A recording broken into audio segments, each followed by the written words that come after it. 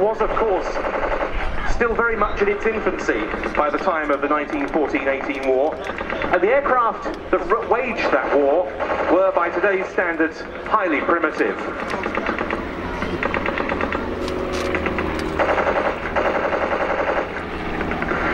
Those aeroplanes were fashioned from wood and fabric, with only basic knowledge of aerodynamics and using engines that often were unreliable. Their pilots, too, were young and inexperienced. Their average age on entering the front line was just 20, and their training on these challenging aircraft was largely rudimentary, at least early in the war, and yet they were thrust into a very intense form of aerial combat known as the dogfight. And this they would do without oxygen at altitude and without parachutes. It's this form of warfare, today using replica aircraft representing different types used at various stages of the First World War, that the Bremont Great War display team depicts. Imagine now you're standing in a British second-line trench somewhere in the Somme sector of northern France in 1918, looking eastwards across the British front line towards the German trenches. A large group of aircraft is now diving in towards those trenches.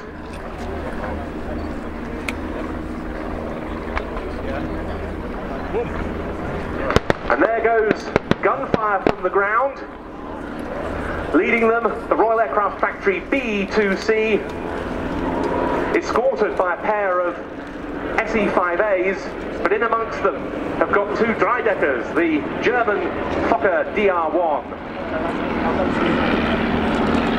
The BE-2 and one dry-decker braking to the right. On the other side we've got an SE-5A pursued by the other dry-decker, and with the third SE-5A in behind. As there, the third one pursues the CL-1.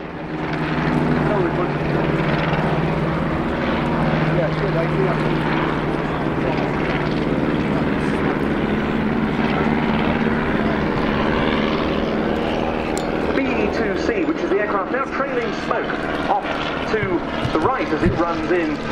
B stood for Levio Experimental, designed by Geoffrey de Havilland and first built by the Royal Aircraft Factory in 1912.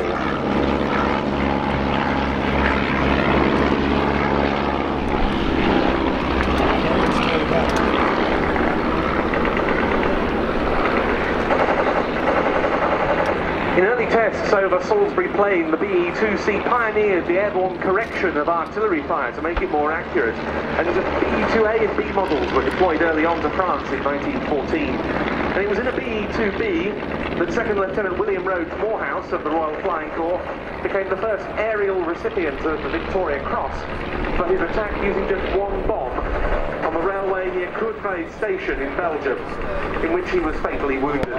The BE-2C, we see here now coming in from the left, was used primarily for artillery observation as well as for photo reconnaissance, for light bombing duties, for patrol work, for night fighter missions against the Zeppelins and so forth. But the losses were appalling until improved Allied fighters like the SE-5A came along to counter German types. The B's performance was much criticised, especially its poor manoeuvrability, but it was a very stable reconnaissance platform.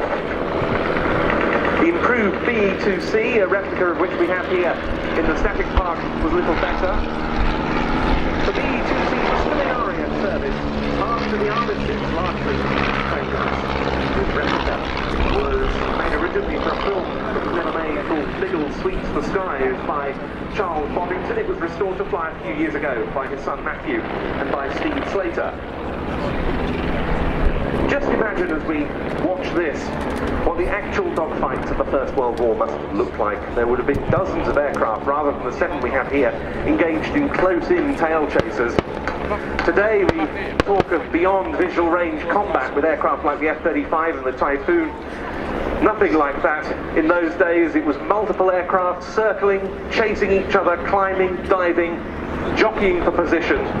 Their pilots would largely have used the aircraft's rudder to make turns, trying to get onto their opponent's tail and take a shot. Passing by there, the Fokker DR-1, the dry-decker, the triplane.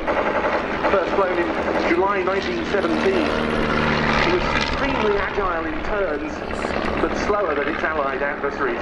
Its most famous pilots included Manfred von Richthofen and Werner Voss. They suffered some serious structural problems, the DR-1s, especially wing failures, and that rather foreshortened its service life. Just 320 of them were built. One of the Dreideckers now in front of us, chasing one of the three SE-5As.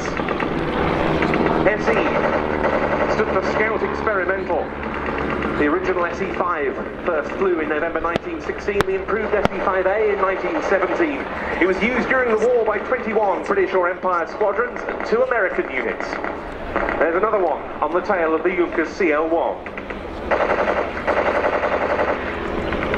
Many of the leading aces of World War I on the Allied side, including Albert Ball, Mick Mannock, James McCudden and Billy Bishop, flew SE-5As. More than 5,000 of them were built. It was a good performer at all altitudes. It was faster than its German rivals. It had an excellent rate of climb, it was strong, and it was agile. The 3 here are 7/8 scale replicas from drawings originally produced in the US by Replica Plans. One of them is in the colours of number 85 Squadron of the Royal Flying Corps and Royal Air Force. That was led at different times by Mick Mannock and Billy Bishop. Then there's one in American markings, those of the 25th Aero Squadron, which flew SE-5As with the RAF. And the third in the markings of number 56 Squadron, which was the first SE-5 operator, specifically the aircraft of Lieutenant M.E. Mealing, who scored 12 aerial victories and won the Military Cross.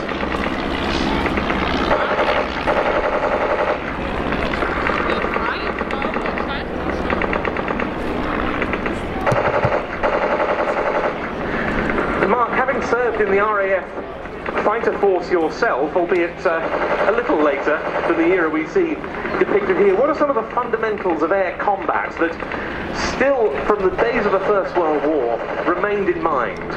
Well, the aircraft that you see fighting here today have got forward-facing armament, which means to be able to bring your weapons to bear on the opponent, you actually have to point the aircraft at the opponent.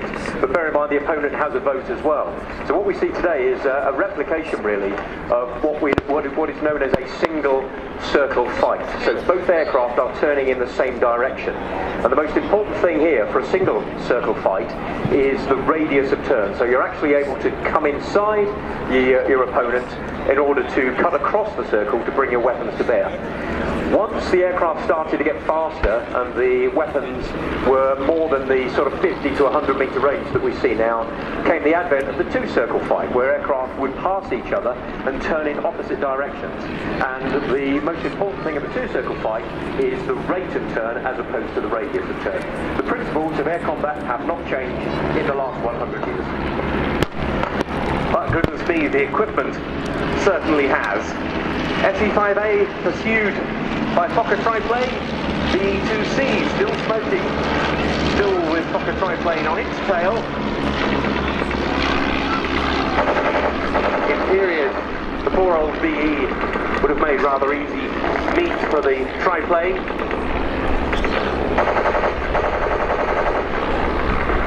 There were some quite vitriolic editorials in the Aeroplane journal of the period by its then somewhat vituperative editor, C.G. Gray, castigating the performance of the Royal Aircraft Factory BE designs.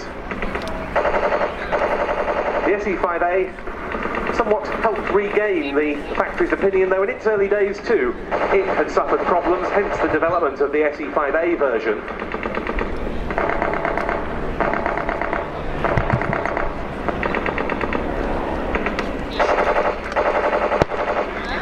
Monoplane in this display, incidentally, is the replica Junkers CL-1, constructed from a Bowers Flybaby light aircraft. The original was a two-seat monoplane ground attack aircraft. It was first flown in December 1917. It didn't have a huge chance to really get involved in World War I. Just 47 of them were built and delivered by the time of the armistice on the 11th of November 1918. But it was the most effective German aircraft in the ground attack role of the late war period. 3 of them were even constructed as float planes.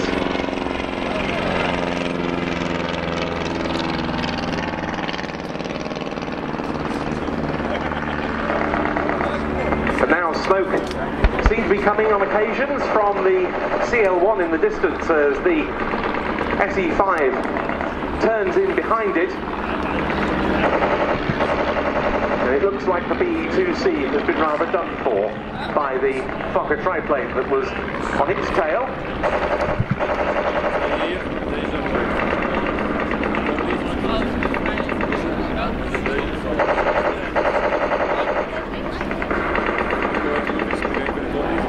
Two triplanes now coming in lower past us.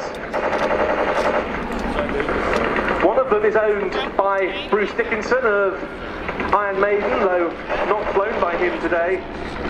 That one's the one with the black and white tail markings. It represents an aircraft flown by 13-kill pilot Lieutenant Johan Janssen. The other one built and flown by Peter Pond. And another Jasta 6 pilot. The markings of him carried Lieutenant Lutz Beckmann. The Great War Display Team then in for their final pass, recalling the events of the First World War, the centenary of the Armistice and the centenary of the Royal Air Force.